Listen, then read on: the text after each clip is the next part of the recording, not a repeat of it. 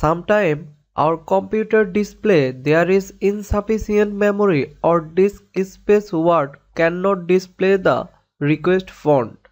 It is very common problem in Microsoft Office Word. Today we will learn how to solve this problem. Firstly, go to the Windows search panel, then type percentage app data percentage. Now open the percentage app data percentage folder. Now scroll down, then go to Microsoft folder. Then click this Microsoft folder option. Then go to the templates folder.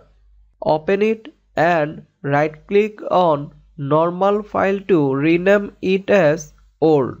After that, restart your computer to apply the change. Finally, open your MS Office Word without any problem. Please consider a like if it works on your computer. And don't forget to subscribe my channel for more updates.